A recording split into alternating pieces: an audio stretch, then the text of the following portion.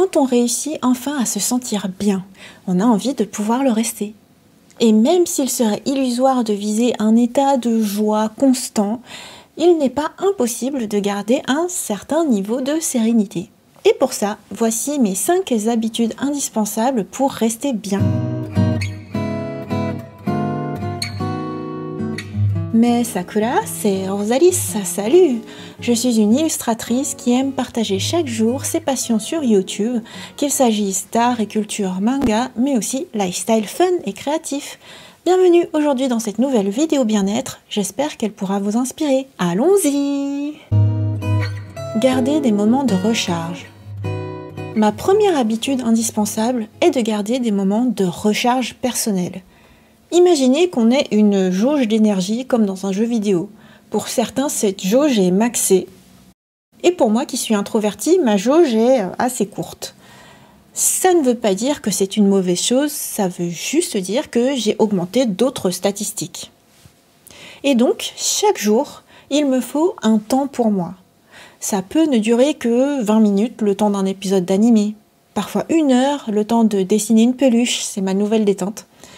Ou le temps de jouer mon répertoire au piano.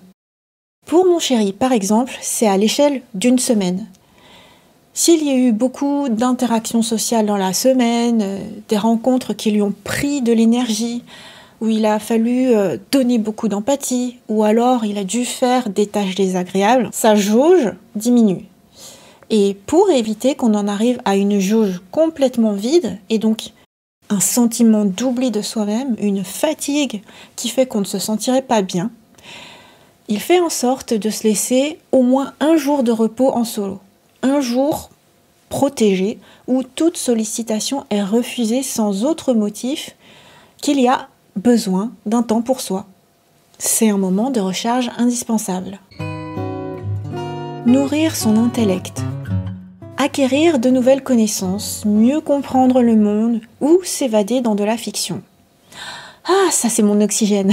Et ça peut passer par plusieurs médias désormais. Bien sûr, le moyen privilégié, c'est la lecture. Mais j'aime aussi beaucoup écouter des livres audio. Je peux passer des heures à écouter et réécouter un même livre quand le contenu me passionne.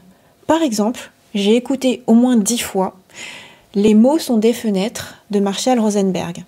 Chaque fois, je ressors nourrie et grandie. Ça marche aussi avec des vidéos YouTube, qu'on appelle podcasts, mais pour moi, ce sont juste des vidéos longues, qui prennent le temps d'approfondir des sujets avec des personnes qui partagent leur savoir. Par exemple, j'écoute à fond les podcasts faisant intervenir Albert Moukébert en psychologie et neurosciences. Et je trouve ça passionnant de mieux comprendre notamment nos biais cognitifs. Activité physique toute simple. Bouger et se concentrer sur ses mouvements plutôt que sur ses pensées, c'est libérateur quand on a tendance à ruminer. En ce moment, je ne peux physiquement plus m'adonner au sport qui me procure le plus de joie, à savoir tout ce qui est dansé, en musique ou collectif. Et je redécouvre les activités physiques les plus simples, comme le réveil musculaire, qui est le radio taïso au Japon, ou dans Animal Crossing, ou bien encore la marche. Tout simplement se promener ne serait-ce que 1 km pour rejoindre une boulangerie ou au grand air parmi les arbres, c'est satisfaisant et ça porte l'attention sur son corps. J'avoue qu'à cette période de trouble concernant l'intelligence artificielle et l'art, la marche, c'est ce qui m'a fait sortir de mes pensées et m'a fait bien décompresser. Et grâce au fait que je tiens à avoir une activité physique chaque jour. Intérieur rangé et dépoussiéré. La saleté, je la vois, je la mémorise. Et si jamais je ne nettoie pas tout de suite, c'est fou, mais ça me prend de l'espace mémoire. J'ai beau avoir des parents particulièrement hygiéniques, ça m'arrive comme tout le monde d'avoir la flemme et envie de faire autre chose que le ménage. Or, non seulement mon œil retient où est la saleté, mais en plus j'ai un chéri au nez sensible. Vous l'avez souvent entendu par exemple lors de mes let's play gaming, il est en train d'éternuer à fond et souvent il éternue 2 fois, 3 fois, 4 fois, 5 fois, 6 fois, 7 fois. Bref, ça devient vite pesant et pour la mémoire et mauvais pour la santé respiratoire de mon chéri.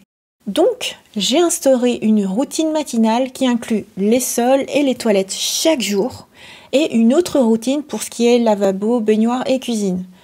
Et comme c'est devenu une habitude choisie, ça ne pèse plus ni sur ma flemme ni sur ma mémoire. Journaling avec bienveillance. Et le vrai game changer, c'est le journaling. Avoir repris chaque jour l'habitude de tenir un journal, et pas en blog partagé sur le web, mais un journal juste pour moi, ça me stabilise beaucoup. J'ai plusieurs journaux. Un journal que j'appelle Pensine, comme dans Harry Potter, où tu te décharges de tes pensées, un peu comme un défouloir pour ce qui te fait de la peine ou ce qui t'affecte. Ça me permet de garder trace des points à travailler ou tout simplement de me calmer. J'ai un journal de gratitude pour les périodes où j'ai vraiment besoin de remonter la pente. Et surtout, j'ai mon journal quotidien où j'écris ce qui s'est passé, ce qui m'a marqué, ce qui m'a fait plaisir, ce qui a évolué. Ça me permet de garder une image stable de moi-même et de mon entourage, sans les biais et les déformations de mémoire involontaires. Et plus récemment, j'ai aussi un journal de mes activités physiques avec mon auto-évaluation effort-douleur, et ça m'aide à voir aussi ma progression. Le point commun dans tous ces journaux, c'est que je m'y exerce en CNV, en communication non violente, c'est-à-dire être en empathie bienveillante envers les autres et envers soi-même. Il se trouve que je parle plus en détail de la CNV dans une nouvelle série de vidéos dédiées. Voilà pour le fond, et pour la forme, j'aime écrire en tapant au clavier ou en dictant dans mes journaux. Et j'y ajoute des photos. Parce qu'il n'y a pas qu'une seule manière d'écrire dans un journal, on peut le faire avec les outils modernes et en tirer les bienfaits.